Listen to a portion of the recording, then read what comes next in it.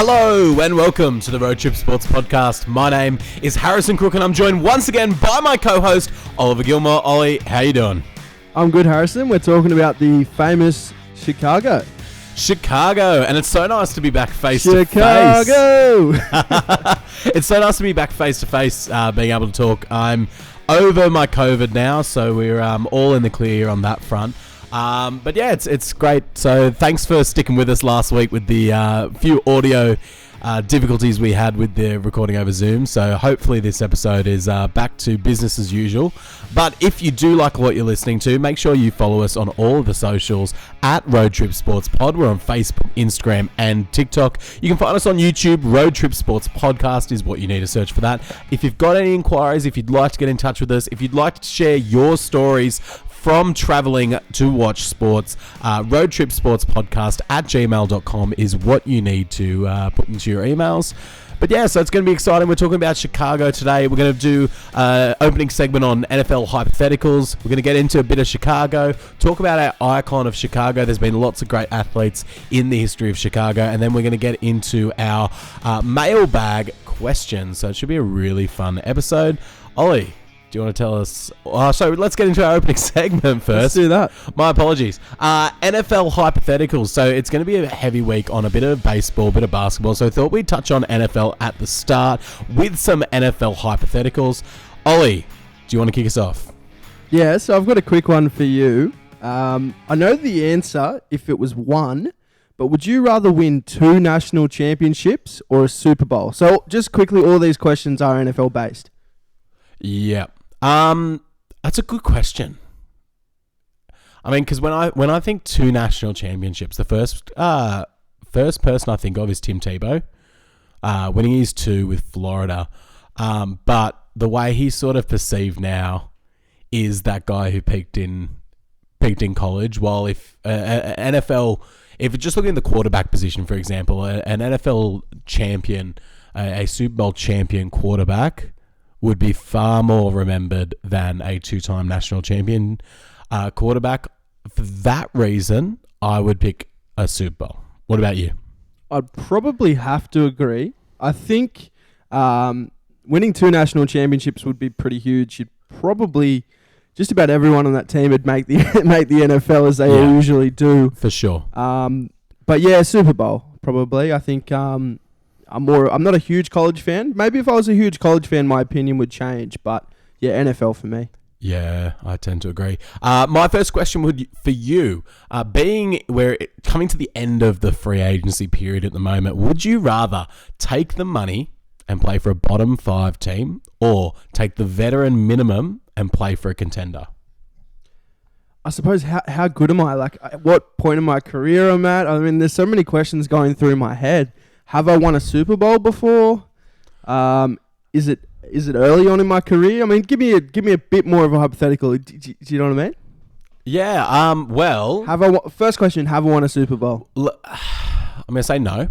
I'm gonna say you haven't won a Super Bowl. You're coming off your rookie contract. It's your first time hitting free agency, and you've got to make that decision whether you're gonna go to a contender or you're gonna go get that bag. Yeah, I don't think you've won a Super Bowl yet.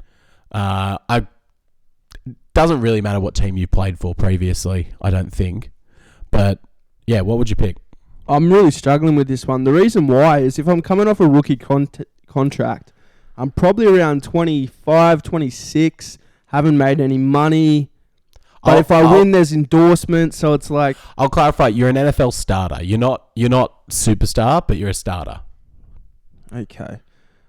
I'm going to go with a contender. As long as I'm a starter, I feel like I can build my money and my base up there.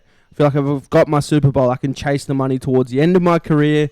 But it's a hard question. I'm leaning either way, but if I had to make a strict decision, probably go with the contender. It depends on what you value more as a player. I know lots of players would probably value just getting that money and go, if I'm good enough, I can go chase contenders once I've got the money secured. While it's harder to chase money later in your career because teams don't want to invest in a commodity that's declining. Yeah, I don't know what I'd pick, honestly. It'd probably play for a contender. Yeah, and also to that point, like I think as fans we sort of underestimate. Like all we think about is Super Bowls and championships, but NFL careers aren't very long. So if you're an NFL player, you want to get your bag and get out of there. You know what I mean? Like exactly right. You want to make some money. So I feel like if I was a player, I might differ on this one. But as a fan, I mean, winning a Super Bowl seems like the only goal, really. You know, exactly. And I think it always will be the fans will pick the winning the Super Bowl option in any of these hypotheticals. Do you have another one for me? Yeah, I got a bit of a quirky one here. Yep. So would you rather be in a State Farm commercial with Aaron Rodgers or Patrick Mahomes? So we know both of those, they love a commercial, especially this year. Absolutely.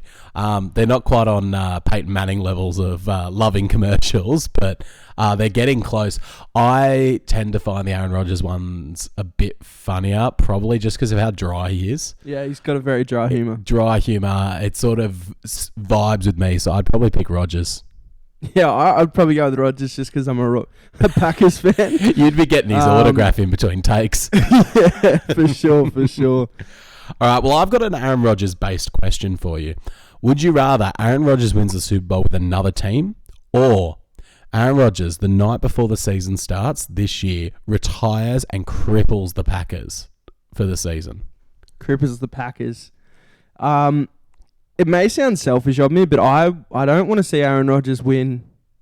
It's sort of weird because if I'm a Lions fan at the moment, I'm really happy for Matthew Stafford. But I feel like it's a bit different with Rodgers because he's always been around the mark, and it's like he just couldn't get it done with our team. So it's just hurt me for so many years. Would you, if Aaron Rodgers is definitely going to another team, would you want him to be a complete flop failure or win the Super Bowl? Sort of a separate hypothetical, but I want him to flop, man. Stuff him. You jerk. You have left the Packers with Jordan Love. What if the Packers kick him out the door, Brett Favre style? The Packers get rid of Rodgers. Then it's a little bit of an FU to the organisation. Yeah, and I might be a little bit more on board, but yeah, I tend to I'd rather him probably retire and we go bad for a few years and might actually use Jordan Love and use that first rounder. So yeah, probably go with that. Yeah, nice. I don't really have an opinion as I'm not a Packers fan, but I want to see him win somewhere else. I'd love to see him win another Super Bowl. He's a good quarterback. He deserves it. Yeah, of course. Have you got one more for me? I have, man. I've got one more for you. And this is sort of what we touched on a bit earlier, but would you rather peak early in your career, your NFL career, of course, or late in your NFL career? I think I'd rather peak. It depends on what you define peak as.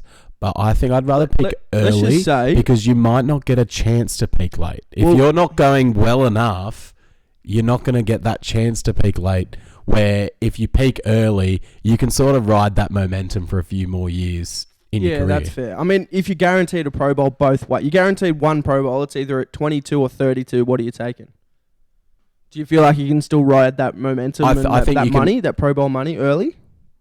I think you can. I think getting it late, unless you're like a consistent starter, like if you're a consistent starter and then peak, probably late. But if you're talking peak and then fall, like you probably want to do that early because you might not get the chance. If you're not good enough early and then you hit your peak late, you might not get a chance to get to that peak because you know what I mean? Because the teams won't take a chance on you.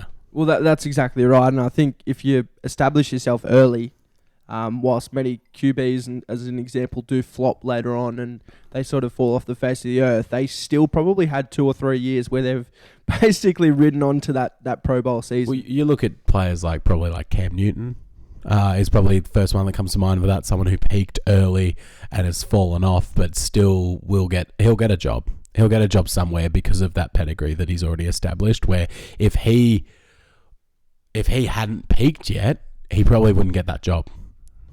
Yeah, probably wouldn't get that opportunity to peak late. All right, I've got one more for you, and it's a hard one, and it's one that even when I was writing it, I'm not sure which way I'd go. Would you rather have a top 5 quarterback and a top 20 defense, or a top 20 quarterback and a top 5 defense? So this is basically a question where I think, would you rather be the Green Bay Packers for the last 10 years, or would you rather have a top 20 quarterback and a top 5 defense? Yep. Oh, man, if I think about it from the Packers' perspective, I want a top 5 defense because historically, teams that win the Super Bowl have a top 5 defense.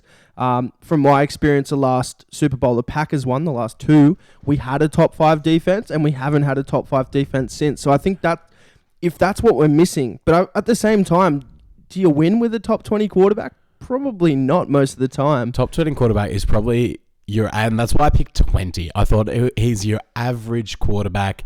He's not going to lose you the game necessarily. He's not going to win you the game necessarily. He's just kind of there.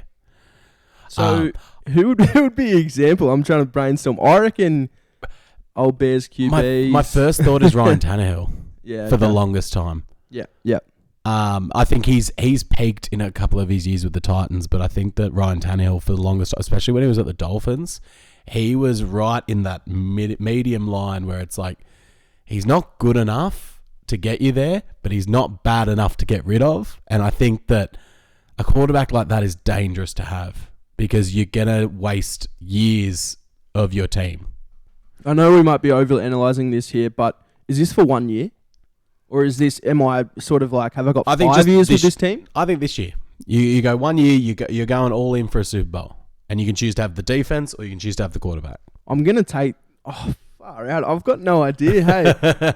Because if it was more than 1 year, I'd say pick the top 5 quarterback. They're a generational talent and build around the defense. But, yeah, honestly... I think here's the difference. You're in the Super Bowl.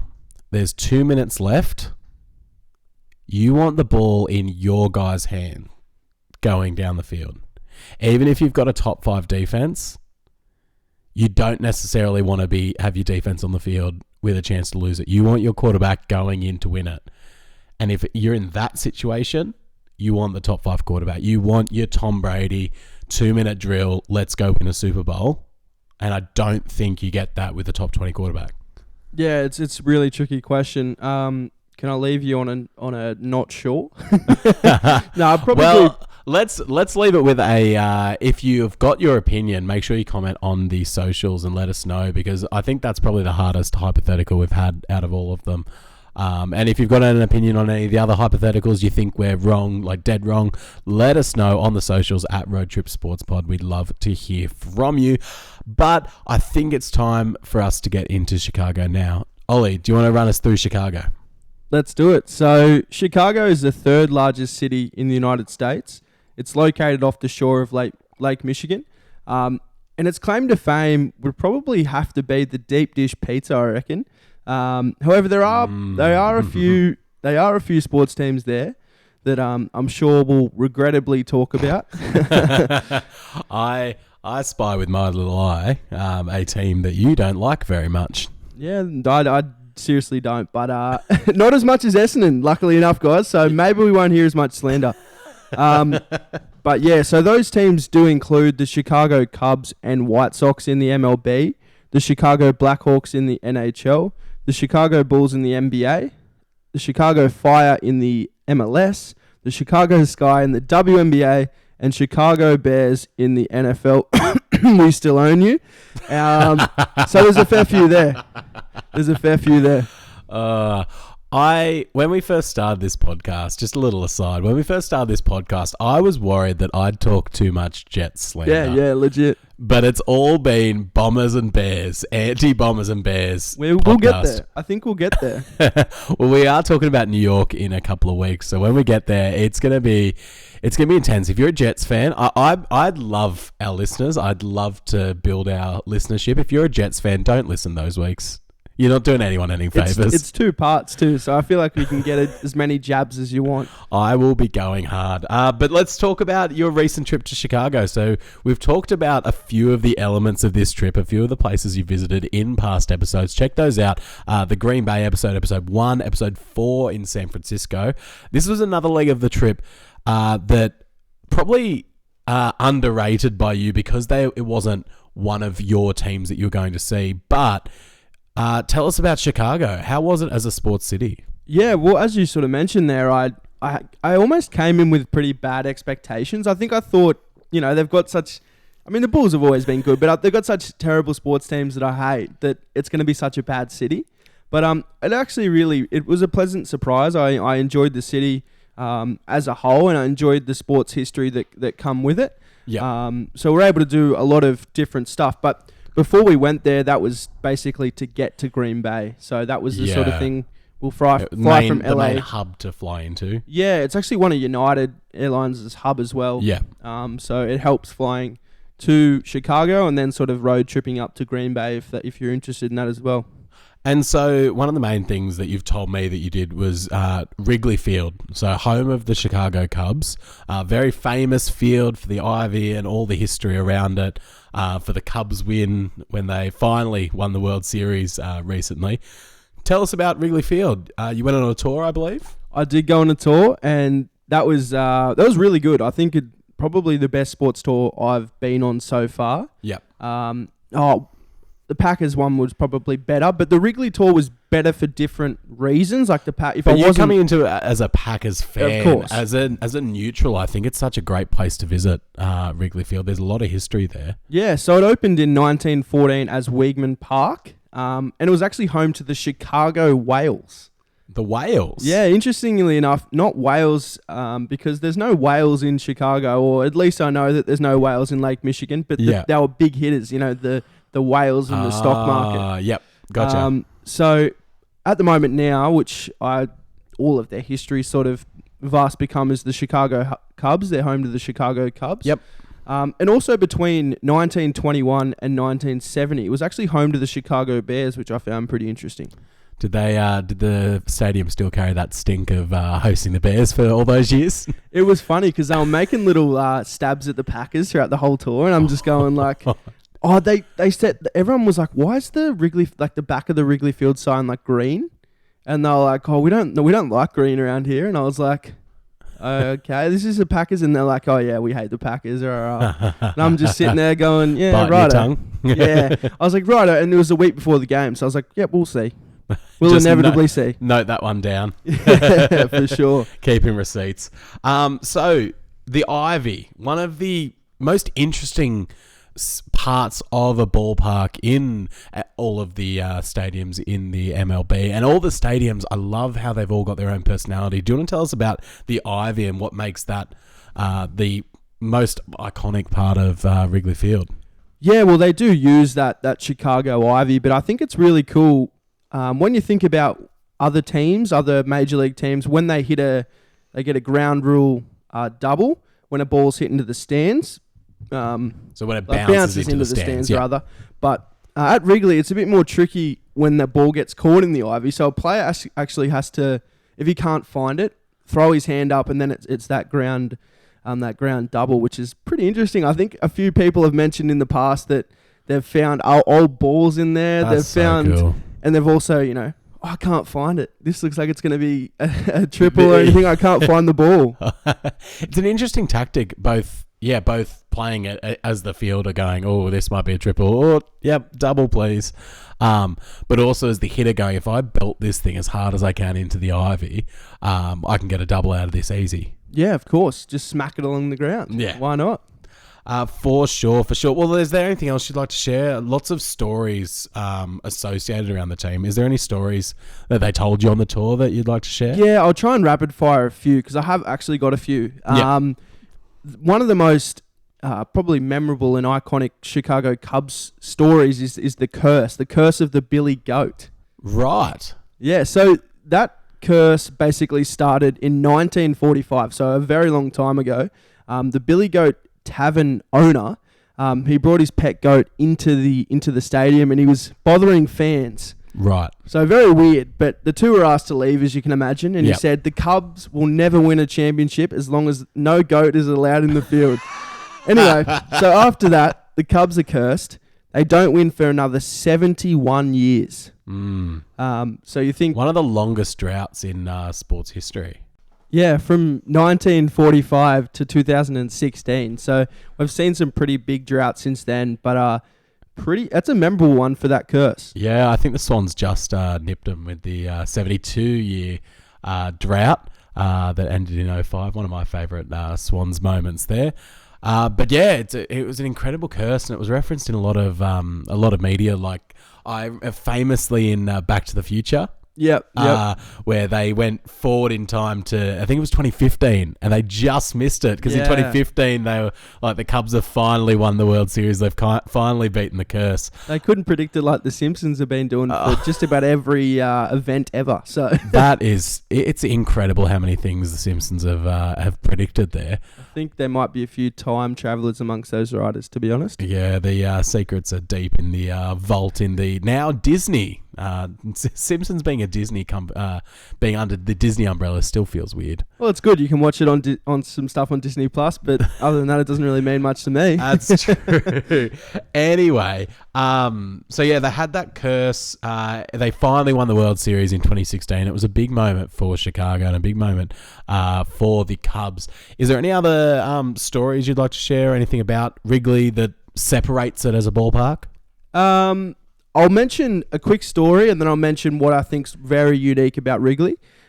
So at most ballparks, and I suppose this sort of ties in their 72 or 71 year drought and how terrible they were. So during games, obviously fans are pretty distraught and pretty upset. They've lost a fair few games over that time.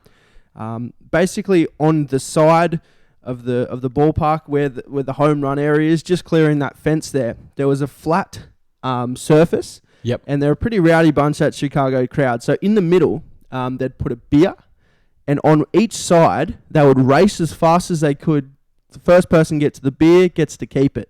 Right. And this is like 50 years ago. So you're thinking, beer's probably pretty worth it, you know.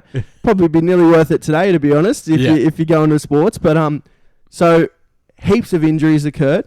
So as you can imagine, blokes are falling off and crashing into the field, in the outfield. And falling off that area. So they've actually changed it now. They've changed the shape of that sort of material to a triangular shape so that no one can run on it. And that's why you see that cage there now as well. That's to stop people from falling off there, which is really interesting. That's incredible. But yeah, so what separates it, in my opinion, I think they've got some really cool areas and fan watching, but nothing better than the Wrigley rooftops, as they're known. So you've got those rooftops outside of the stadium, which is sort of perched up. And this happened for a long time. So since 1914, everyone's just always watched, and the houses that are sort of adjacent to the stadium, everyone's sort of jumped on their rooftop and watched. And yeah, okay. As we live in a society revolving around money, let's just charge a few people and we'll come up and watch the game. But unfortunately, not every rooftop can hold 100 people. Yeah. So they've started to regulate that and build like bleachers up there. That's and people so can cool. pay to sit there, which is really cool. So it's like you're not even in the ballpark, and they do like packages like free food and drink. Usually it's a lot of hotels and or pubs and that, or taverns and that sort of thing that own it. So even if you don't go to the game, you can still have another experience. So maybe watch one game in the rooftop or watch another in the stadium. That'd be cool as well. That's incredible. It's so cool. I remember when I went to Baltimore, there's a, I believe it's a hospital nearby that people can watch the game out the window from the hospital. It's just so cool how it seems like one of the only sports where they sort of allow and encourage people to watch the game from wherever they are and still be a part of that experience. Yeah, of course. I think that's what makes baseball a bit unique. I think it's a bit different. Like we don't have as much access because I feel like baseball is one of those sports where they play so often, and it's like it's ingrained in the city where it's like, all right, Harrison, we've just finished work, let's go and watch. Or it's like an activity like going to the pub or going to the movies, or like it's just one of those things where you don't have to plan as far in advance like you do for most other sports. It's sort of just there's 160 odd games each year, so you can go, hey, do you want to go to the ballpark tonight? Like, what are you free? Let's go to the ballpark. Let's watch a game. Yeah, and I think that's why we do see so many unique experiences surrounding that, and those little, you mentioned your streets, and they try and bring a bit of theatre and a bit of atmosphere to each game any way they can. Yeah, for sure. Now, food, because food is really big in Chicago. Is there any signature food at Wrigley Field? Yeah, well, as we mentioned a bit earlier, and I saw you licking your lips there at the start, they are famous for their deep dish pizza. Yep. Sorry. And so they do offer your typical ballpark food, but they offer the Giordano's pizza, which is world famous. Yep. that deep dish. Imagine having that. Watching a game of baseball with a beer or with a softie or whatever you're having. But imagine that. To put you all behind the curtain a little bit, I was looking at the run sheet and we've decided we're eating pizza tonight for dinner because I'm just licking my lips and that sounds absolutely amazing. Absolutely amazing. Unfortunately, we won't be able to get the deep dish, or at least not the same anyway. Deep pan or whatever you get. I don't think Newcastle's Pizza Hut will rival anything you can get in Chicago, but very, very fun. I love the different foods you can get at different venues, and I think if you're going to somewhere like Chicago and they're known for that food, you've got to do that at the ballpark. You've got to do the signature food. Don't just get your usual. Go out on a limb. Try the Philly cheesesteaks in Philadelphia. Try the deep dish pizzas in Chicago. You'll thank yourself for it. Yeah, of course. And I'm a big foodie myself, and put that together with sports, and we're cheering. Absolutely. Now, what else did you do in Chicago? So I didn't attend a sports game, which is a little bit disappointing. I think that's all. Sometimes it's not the worst thing because I feel like, okay, I have the opportunity to go back. But I did go to the Sports Hall of Fame there. I think it was could have been about $10 a ticket, or buy a drink. So the smart person there goes, okay, I would grab a drink or why not? Whatever, and get that free admission. So we did that, headed in there. That's a pretty smart idea. Yeah, of course. So they had a lot of Jordan history. Yep. Lot of so Bulls just Chicago-based Hall of Fame. Yep, all Chicago sports, and they had a few of those interactive activities. Yep. Like throwing a baseball, and as you always sort of see, which was cool. But I thought it was good. It was almost like in a shopping center. It was a bit out of the way, and it was like, oh, I've actually got to really go and find this, but really cool, really cool. Awesome. I always love those sorts of museums and just seeing all the historical artifacts as you're walking through the area. So it's always cool to find those little places where you can engross yourself in sports history a bit. Yeah, that's a perfect segue as well, because I love the walking tours that you can do. Yep. So if you are, a lot of cities do them for different things. So we did one in Chicago that was for like a gangster thing. So walk around and see where all crime happened and all that sort of stuff. Yep. But you can do them for sports as well, where it's like I might walk from the United Center where the Bulls play to Soldier Field or whatever it may be. So if you can pick that up in a city, that's pretty cool as well. Yeah, for sure.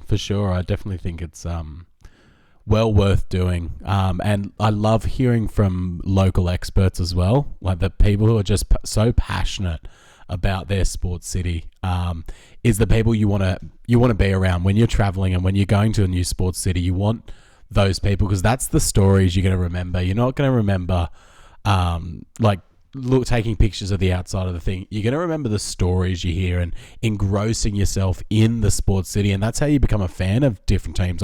That's how I became a fan of the Orioles, as we talked about on the Baltimore podcast, was just hearing all those stories, hearing how passionate people were about the team. It fills in you no matter what team you're a fan of, even if it's a sport you're not really passionate about. Hearing someone talk passionately, I feel like makes the experience so much better. Yeah, 100%. Have you been on any walking tours or anything that's sort of been like that? Has it all been strictly like building or landmark sort of based? Yeah, I've mostly been on the landmark based ones, so like doing the tours of the specific stadiums themselves. Never a walking tour around the area, but that's definitely something I'd like to try, especially in a city like Chicago with so many different iconic venues and different iconic sports landmarks and moments. It would be really interesting to do something like that in a city like Chicago. Yeah, I think sometimes the stadiums are a bit out of the city. Like I know you mentioned ages ago that it was a hell of a drive to get to the Dolphin Stadium. Yeah. I feel like if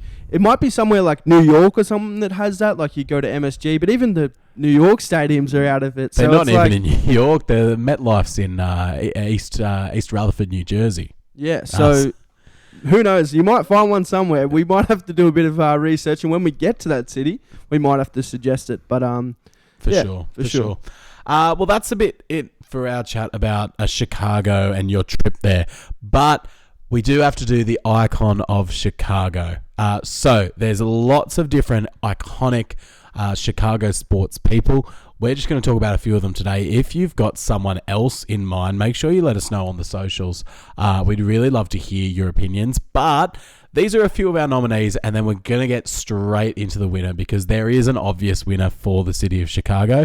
But there are a few other names that deserve some recognition. So, first one I'm going to start with is Mike Ditka. So he was a tight end, played for a few different teams, won a championship with the Cowboys, but he was tight end. He was first, went to the Chicago Bears and played with them for a long time. When he was playing there, he won an Offensive Rookie of the Year, 2-time first-team All-Pro, and he won the NFL championship there as a player. And then as a coach, he famously coached the 85 Bears, so the Chicago Bears' only Super Bowl championship, arguably one of the greatest teams of all time, with Walter Payton in the backfield, who we'll get to in a second, and having that 85 Bears defense was absolutely iconic, and I think we can almost talk about the 85 Bears defense as the icon of Chicago, but yeah, Mike Ditka, absolutely incredibly iconic to the city of Chicago. Yeah, I sort of think it's a bit fitting. He's known as Iron Mike, and that comes from being born in the steel town of Pennsylvania. But it's funny because Iron Mike is so fitting with that great defense that they had as a coach. For sure. That you've got Iron Mike behind this iron defense. So. Pretty cool as well. And I think that was one of the closest teams. Everyone thought they were going to go undefeated. And shout out to the Miami Dolphins as the only team to beat them that year. And it's a shame they didn't play the Dolphins in the Super Bowl that year. The Dolphins lost to the Patriots in the AFC Championship game because it was looking like it was going to be Marino getting his chance at the Super Bowl and taking on the 85 Bears. And I think the Dolphins would have done it if they got there. But the 85 Bears, yeah, one of the best teams of all time. And yeah, obviously led by Mike Ditka. Yeah, certainly a memorable icon there. So the next one was the Robin to a Batman, and that is Scottie Pippen. Now, Scottie was part of that Bulls dynasty with Michael Jordan. He did play a bit on his own, but 6-time NBA champion, 7-time NBA All-Star, actually won an All-Star game MVP and made a few first teams as well during his time. Incredible player. I don't know that the Bulls win those championships without Pippen, or they don't win as many as they did. I think that his legacy, and we saw that in The Last Dance, how his legacy, it was sort of outlined in that show, how much of an impact he played on the team and how much of an impact he had in those runs, that I think that, yeah, Pippen is definitely worthy of being a finalist for the icon of Chicago. Yeah, like he ran the court like a point guard, attacked the boards like a power forward, defended one of the best defenders, and swished threes and shot the ball like a shooting guard. He was just probably one of those earlier guys where he could just do it all, and that's what Michael needed, and I think that was why he was always the Robin to that team. For sure, and he was unselfish taking that role and taking the less money to be in that role and to be such an integral part of those championship teams. So I think he's definitely worthy of being up there as the icon of Chicago. But the next icon of Chicago is, a lot of people say, one of the greatest football players of all time. I think he's definitely up there. I think it's hard when you try to compare different positions because football's such a different game. He's definitely one of the best running backs of all time, probably one of the greatest footballers of all time. It is Walter Payton. Walter Payton was a Super Bowl champion in that 85 Bears team. He's an NFL MVP, Offensive Player of the Year, NFL Man of the Year. The NFL Man of the Year trophy is named after Walter Payton, so people nowadays know it as the Walter Payton Man of the Year award because of all the things he did outside of football, the impact he had on the Chicago community. But yes, he first team All-Pro, Pro Bowler, one of the greatest players of all time, and definitely one of the integral parts of the famous 85 Bears team. Yeah, and he was voted the greatest Bears player of all time. I think that's at least undisputed. I think he takes that for sure. One of the best rushers of all time, I can't quite remember. I think it might have been 10 of his 13 seasons where he ran like over 1,200 yards or something like that. That's tough. And the thing is, 2 of those, I believe, were in a lockout season. So reduced games and still being able to get it done. But he was the guy you just did not want to try and tackle. No one wanted to go anywhere near Walter Payton when he's running downhill on someone. No one wanted to be anywhere near him. Well, my most memorable Walter Payton thing would probably be his yards after contact, his yards from the scrimmage, all of that sort of stuff. The fact he was so versatile. But what do you sort of attribute to Walter Payton as an NFL player and as an icon? I just think that hard-nosed runner, the guy, like I said, the guy you don't want to tackle. He was the guy that he was going to make you silly. He'd run straight through you. He'd run around you. He was going to make you look silly if you try to tackle him. And yeah, being such a integral part, I think that 85 Bears team is one of the most famous teams of all time for a reason. And one of the big ones is Walter Payton and the way he ran the football. Yeah, for sure. So inevitably we have gotten to our winner here. So did you want to take us through our winner, Harrison? I think everyone who is casually a fan of sports would know who we're going to talk about here. The one, the only, the greatest basketball player of all time, I'll say it right now, Michael Jordan. 6-time NBA champion, 6-time finals MVP, 5-time MVP, 14 All-Stars, 3 All-Star game MVPs, and 10-time All-NBA first team.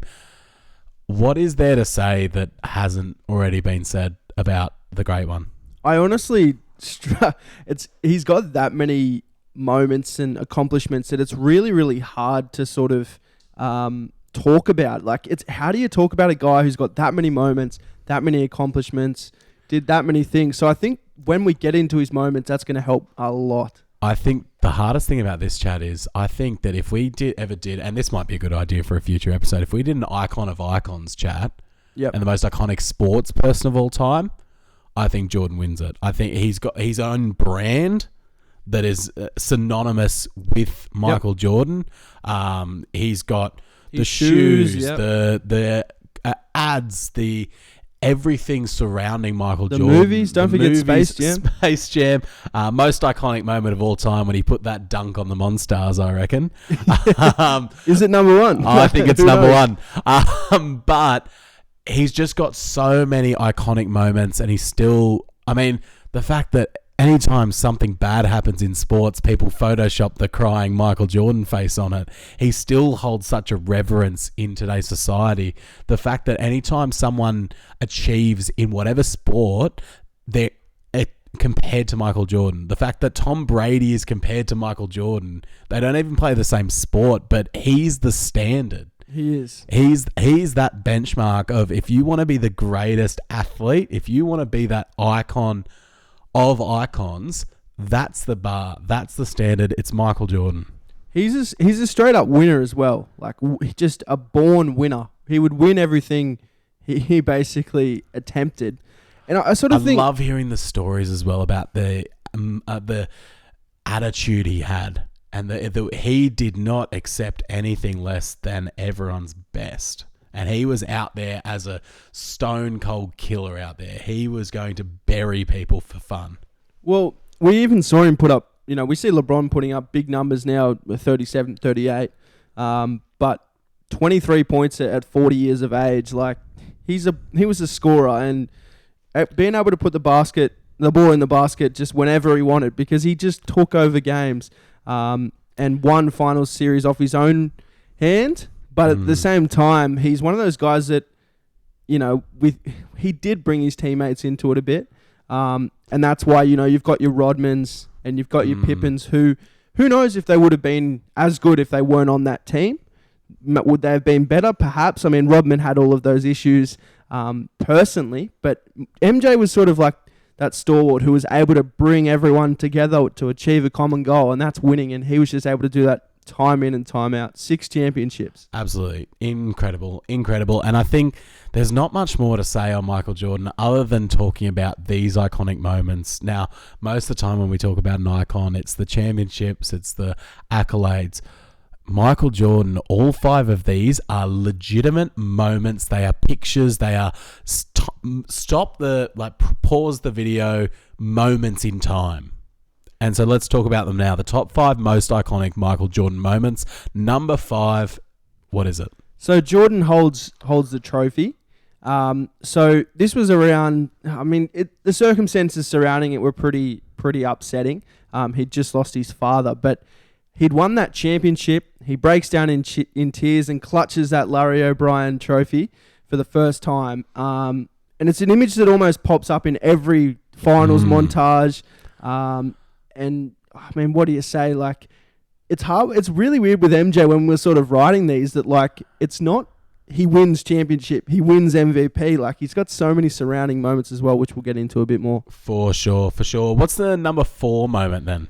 Number 4 was when he did the shrug. So if you're not sure of this one, basically he's dominating the game and he just looks to the commentators, looks to the announcers and just shrugs. Yeah. It's just an iconic image as well. Absolutely. Number 3 moment. So number 3 is the shot. And for those of you who don't know, it was in Game 5 of a first-round series against Cleveland. So Jordan got an inbound pass. He sort of was having a bit of beef with Craig Elo at the time and fired up a game-winning shot against him. So pretty big shot. And to be known as the shot, I mean, that's pretty big as well. Yeah, it's like we talked about when it was when we talked about Joe Montana and his moments. Think when it's just as simple as saying the shot. That's when you know someone's iconic. Of course. You don't need to say anything else, and you can picture it in your mind. Number 2. So number 2 was the flu game. So this also occurred in the finals. So MJ, I've got a bit of a story about it, but I just want to give you a bit of context first. So MJ, Game 5 of the 1997 NBA Finals, he's really, really crook and was suffering from food poisoning. But during that game, he looked notably notably ill. Yeah. His teammates were lifting him and holding him up on the court after he was taking shots. Yeah. Absolutely incredible. Most players play through that and they have an average game. To have one of his most iconic games of all time, one of the best games he's played after all of that, absolutely incredible. Yeah, so I have got a bit of a story, which, I mean, this is a little bit different, but this sort of tells you the surrounding circumstances, which I found very, very interesting. Yep. So Tim Grover, who was MJ's former personal trainer, he said this. So he said, so we order a pizza, they come to deliver it, 5 guys deliver his pizza. So already big red flag. Yeah. And he just says, okay, he takes the pizza and he tells MJ and the rest of the guys, I've got a bad feeling about this. I've got a really bad feeling about this. Anyway, so they all leave the room. MJ is the only one that eats it, nobody else. And then about 2 o'clock in the morning, he gets a call and he goes to the room. MJ's all crawled up in the corner of the room in the fetal position. And he finds the team physician at the time and says it's food poisoning. Guaranteed, not the flu, he's got food poisoning. So yeah. Pretty interesting circumstances there. Dirty play from Utah. Yeah, interesting to know that it's called the flu game, but it was food poisoning. Yeah, well, what else the food poisoning game? It just doesn't have the ring to it, does it? Doesn't have the ring to it. Well, number 1, most iconic moment, and I think anyone who's watched the Last Dance documentary would probably tend to agree, but most iconic moment. Yep, so the Bulls trailed by 1 point in Game 6 of the 1998 Finals. MJ steals the ball from Karl Malone, and this is his last shot for the Bulls. So he crosses over one of the Jazz players and puts up a basket with 5.2 seconds to go. And if you remember, that's when he reaches out, crosses over that guy, and his final shot in a Bulls uniform, which basically sealed their 6th championship. So what else can you say? I don't think there's anything else you can say. It's one of the most iconic sports moments of all time, and will be forever remembered. And I think that it just shows how incredible the legacy of Michael Jordan is. How hard was this to get into 5 though? Incredibly hard. I to be honest, I palmed this off to you. I was like, I can't do it. I need some help. When we do these, I sort of sometimes I think to myself, are we going to get a bad reception? Like, it's tend to be pretty good. I feel like we've always been around the mark. It might be one or two that we might have missed or got out of the wrong order, but I felt a bit... Fingers crossed. Yeah, I was a bit weird about doing this one. I was like, I don't want to miss something because, of course, there's so many other moments that could go into it, you know? If you think we have missed something, make sure you let us know on the socials. We'd love to hear from you at Road Trip Sports Pod. Facebook, Instagram, TikTok is where you can find us and let us know your thoughts. And if we have missed something, we probably have. If we've missed your favourite moment, let us know in those comments. We'd love to hear from you. Now it is time for our mailbag. We've got a few questions to hit today. First question, and I think I've sort of answered my opinion on this, and I think yours is fairly similar, but it's the conversation that is so prevalent anytime LeBron does anything these days. It's Jordan LeBron, who's the greatest of all time. I think for me, it's a bit of an easier decision than maybe some others. I think it's LeBron. Wow, it's Jordan. Freudian slip. Yeah, we call it, that's a pump fake. No, it's Michael Jordan. Just that fantastic legacy. We know all of that's, as Harrison mentioned earlier. It's the shoes, it's the clothes, it's the basically the impact he had on the whole world. I mean, LeBron's been a very influential figure, but Jordan almost sort of put the international game on the map. And I think the argument is it's becoming closer and closer. And I think by the end of LeBron's career, he probably will be statistically better. But I think everything that comes with that and the championships, I think I've got to go with Jordan here. I agree. However, there is something I want to raise that I don't like about the conversation. I don't think LeBron should have the NBA Finals losses hung over his head the way he does. I think that a lot of people act like it's a bad thing that he's been to the NBA Finals 11 times. I think we get to a point where we're trying to nitpick to get between the two. I think that's certainly an argument, you know. It's been built into an argument. It is. And because the people are saying, oh, he's lost all these finals. Yeah, but Jordan lost before he got there. In the years that he didn't win a championship, he lost before the finals. Does that count the same? Like, I think it's more impressive to get your team to the finals and lose than it is to lose in the first round. And I feel like I shouldn't even need to say that. Like, I thought that would be an obvious thing, that the further you get into the playoffs, the more impressive it is. And obviously winning the title, winning the 6 is more impressive than 4. 6 is greater than 4. But I don't think it should be a reason to...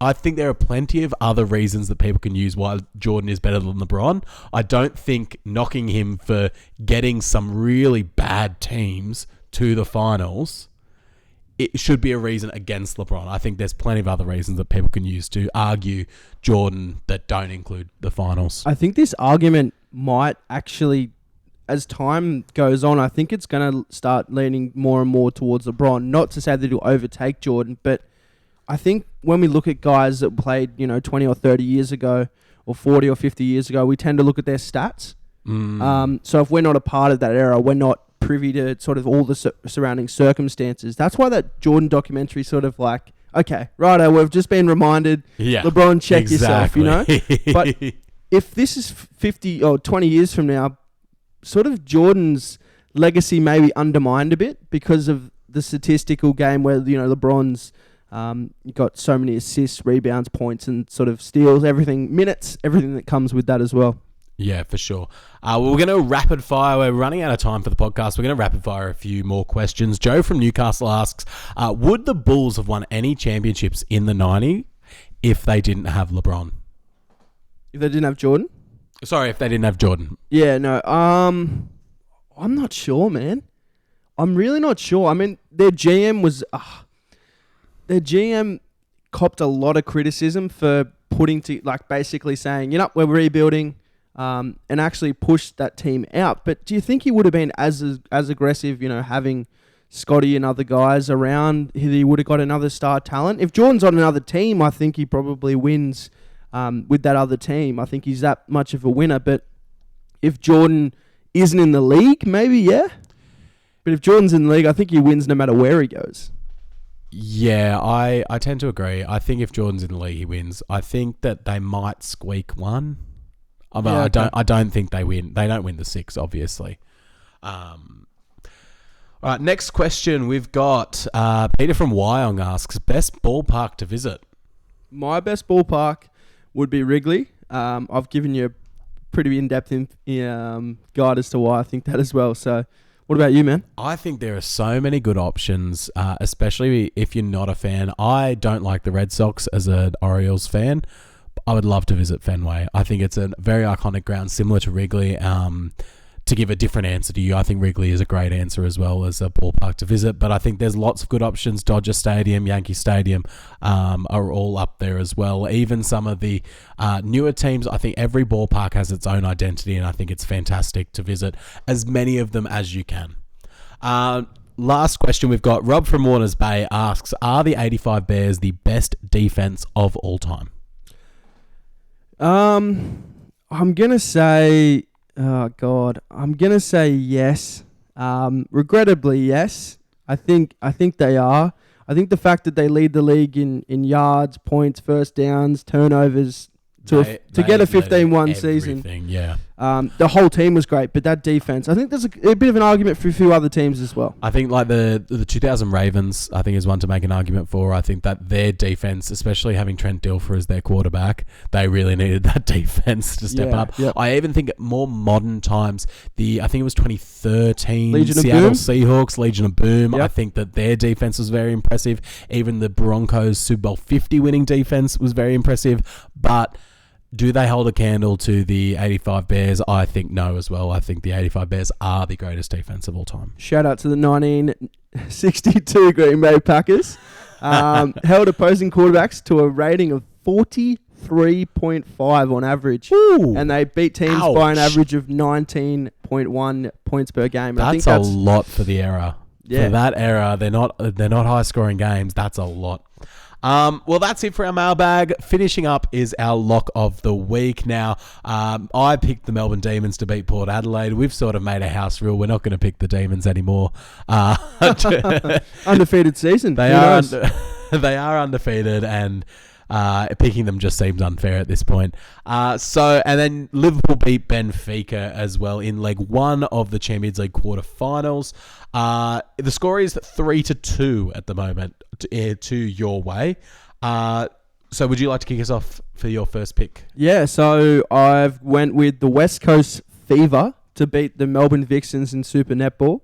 Yep. Got a bit of inside information there from Josie, one of our listeners. Got the special tip. So hopefully... One of our listeners. She's going to come out and slap you for that. Yeah, maybe. But anyway. So I'm going to go with that. Hopefully that one gets the win. Yeah, Josie's just giving him the evil eye right now. Josie is my partner, and she will be on the podcast to chat netball in a few weeks, so I'm sure we'll get into that a bit more. I pick Real Madrid to beat Chelsea in leg 2. They looked very impressive at Chelsea last game, and I think they'll get the chocolates, and I think they're going to win the Champions League again this year, number 14.